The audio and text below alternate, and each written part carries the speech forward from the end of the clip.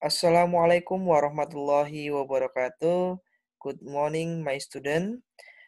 Today we will discuss about Newton Law. Nah, sebelum kita belajar tentang hukum Newton, ya, adapun yang melatar belakangi mengapa topik ini penting untuk kita pelajari, yang pertama adalah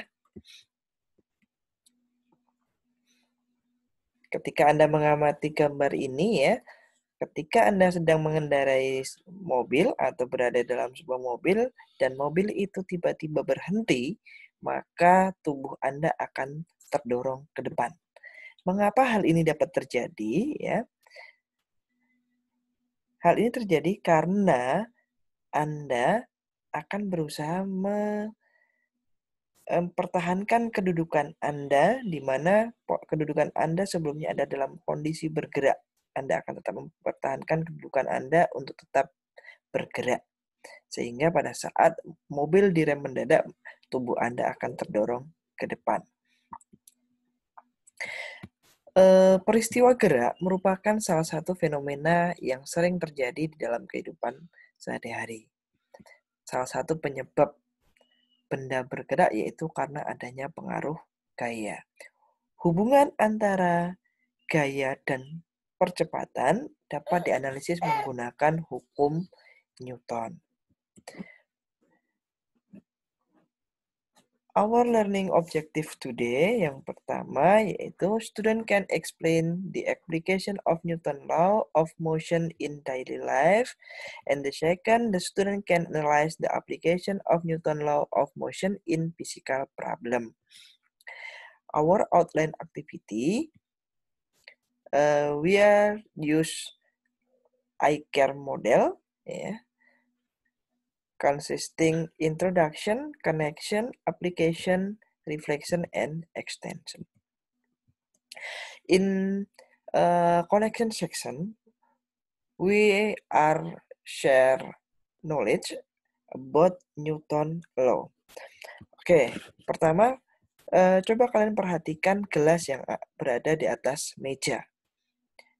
Apa yang terjadi ya ketika kertas ditarik dengan perlahan? And what happen if the paper is pulled quickly? Atau apa yang terjadi ketika kertas ini ditarik dengan cepat? Silahkan Anda buat prediksi ya untuk mengetahui jawaban tersebut. Maka perhatikan demonstrasi yang saya lakukan berikut ini.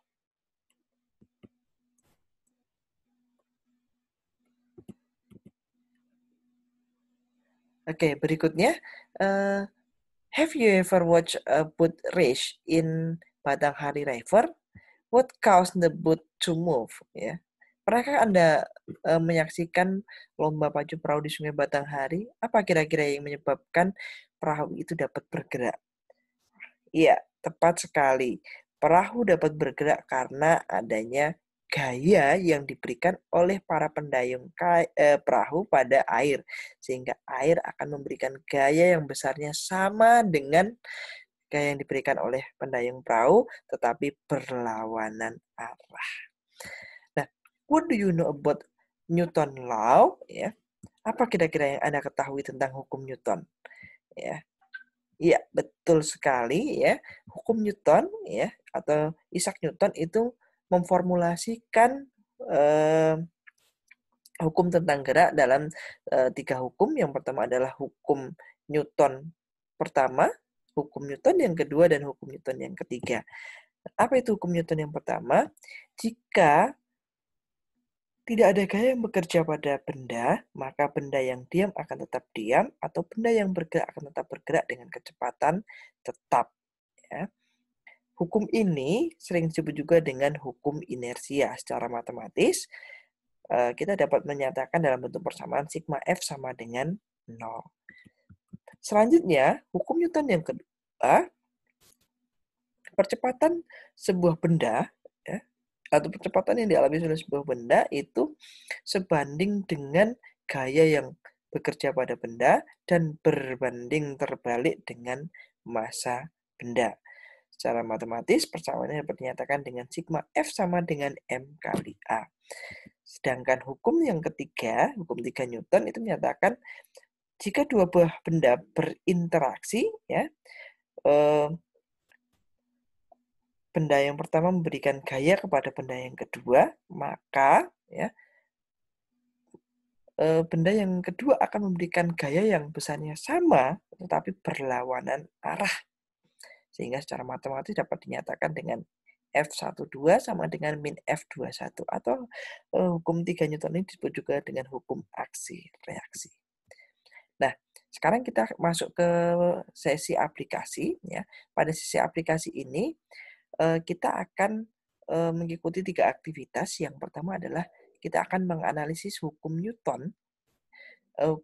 Kita akan menganalisis aplikasi hukum Newton ya tentang gerak pada permasalahan fisika. Yang pertama adalah kita akan menganalisis benda yang bergerak pada bidang horizontal ya yang memiliki permukaan kasar.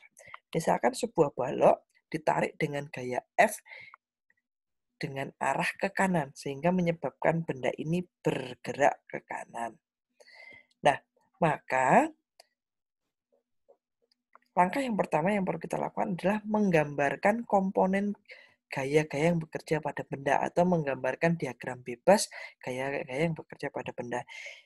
Adapun gaya-gaya yang bekerja pada benda yang pertama adalah ada gaya berat yang arahnya ke bawah W, ada gaya normal, kemudian ada gaya F yang atau gaya luar dan ada gaya gesekan F kecil.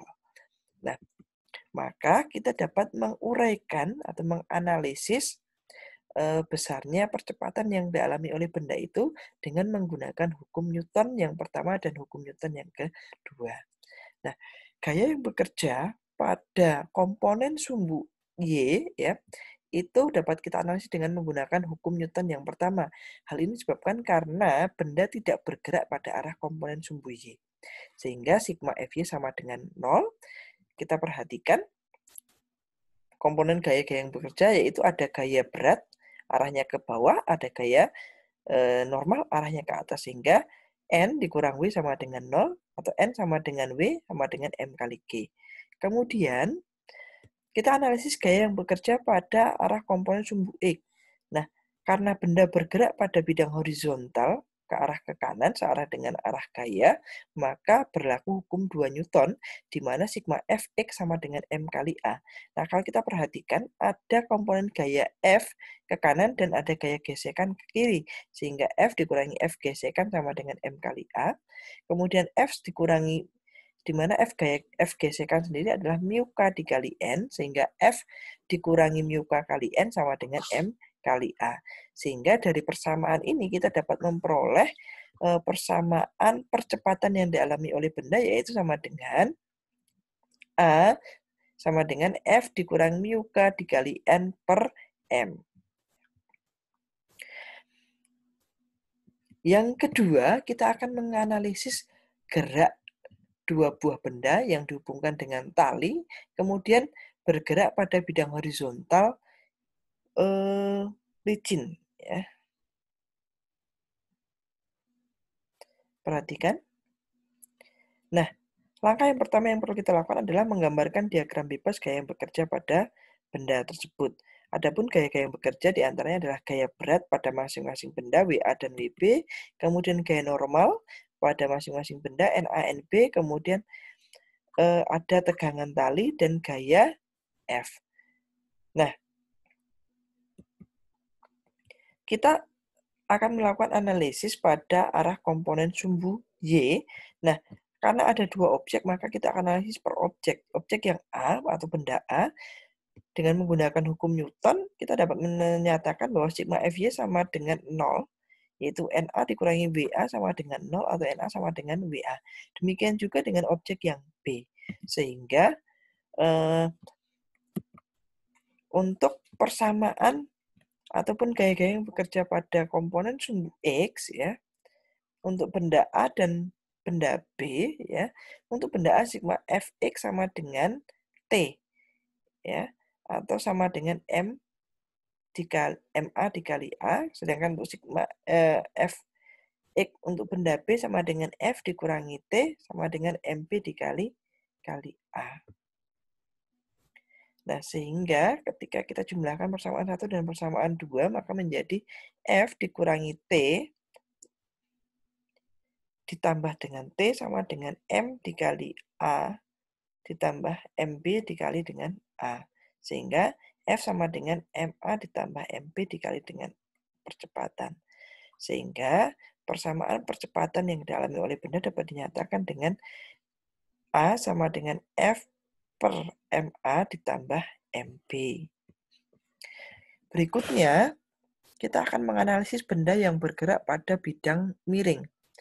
Nah, coba Anda perhatikan diagram bebas gaya-gaya yang bekerja pada benda. Yang pertama adalah pada arah komponen sumbu X, itu ada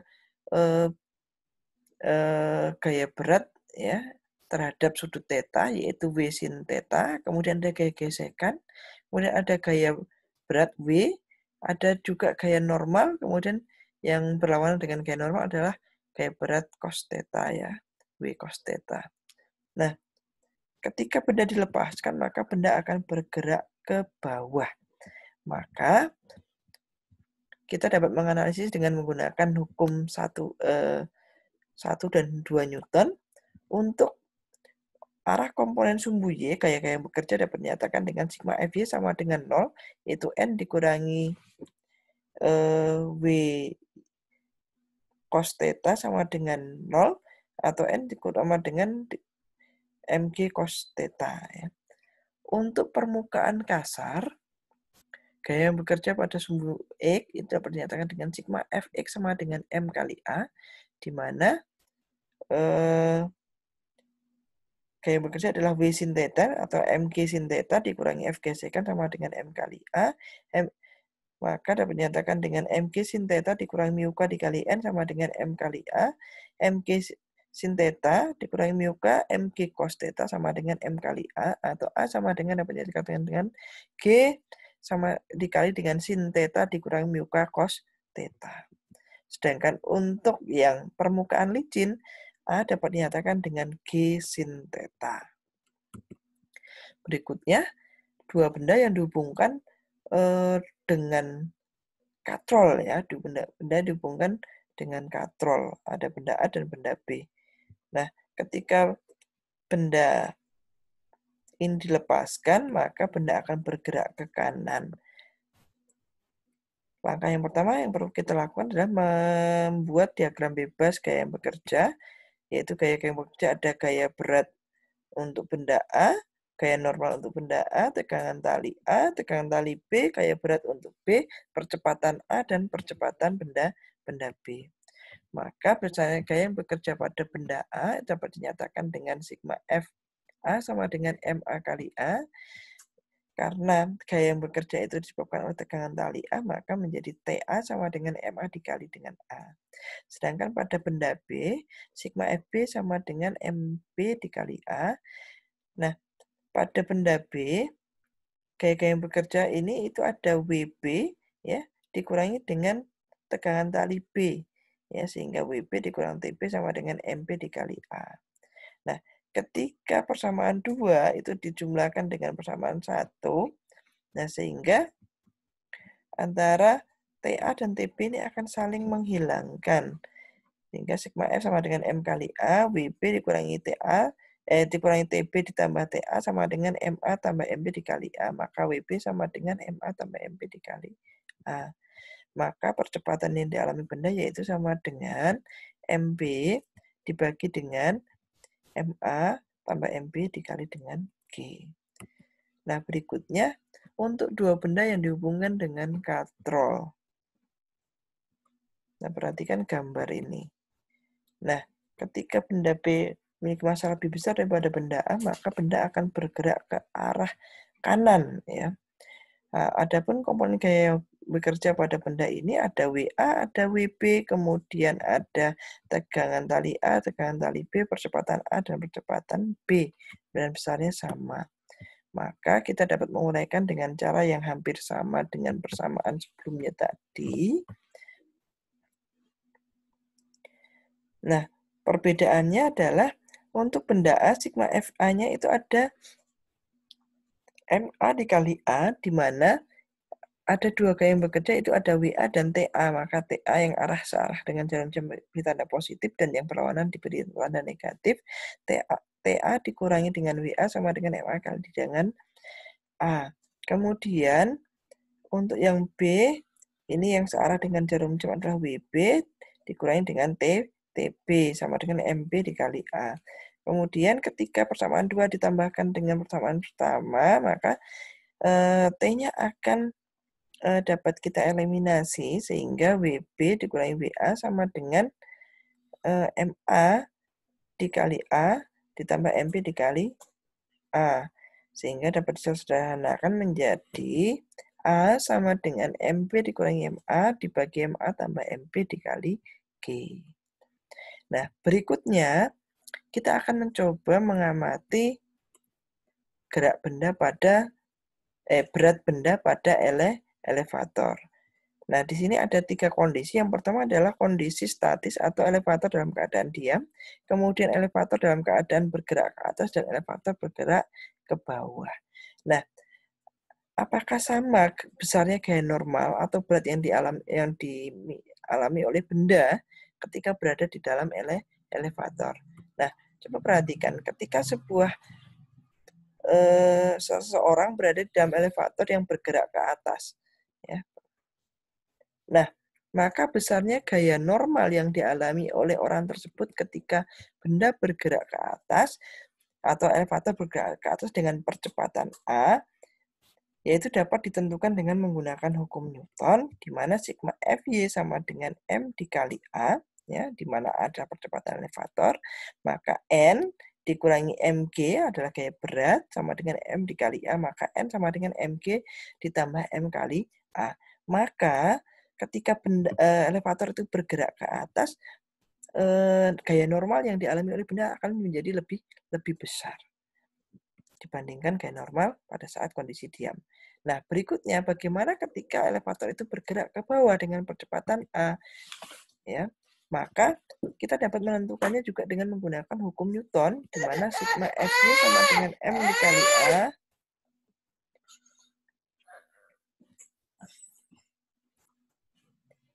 Nah, di sini karena percepatan A, ya, itu ke bawah, maka dia bertanda negatif, sehingga dapat dinyatakan dengan N dikurangi dengan mg sama dengan M dikali min A. Maka N sama dengan mg dikurangi dengan M dikali A. Sehingga pada saat elevator bergerak ke bawah, gaya normal yang dialami oleh seseorang itu akan lebih kecil daripada gaya normal pada saat elevator dalam keadaan diam.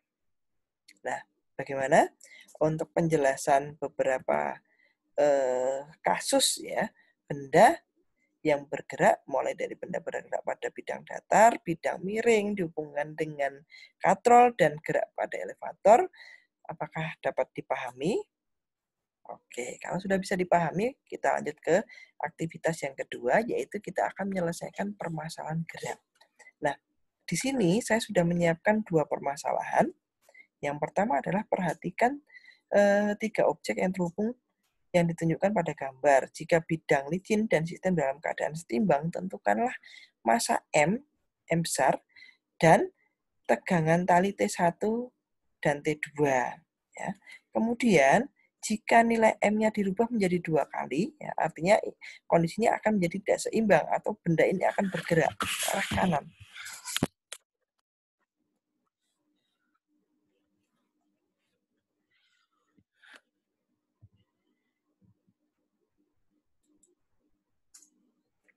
Jika nilai M dirubah menjadi 2 kali, tentukan percepatan setiap objek, ya, dan tegangan tali T1 dan T2-nya. Kemudian problem yang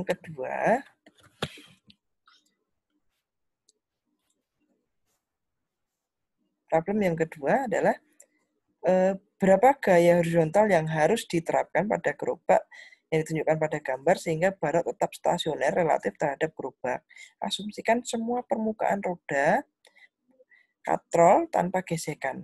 Petunjuk yang bisa Anda gunakan, perhatikan bahwa gaya yang diberikan oleh string ini dapat mempercepat M1. Ya. Nah, silahkan Anda diskusikan ya permasalahan ini dalam kelompok Anda. Nanti setelah Anda selesai, silahkan Anda presentasikan ya dalam bentuk presentasi singkat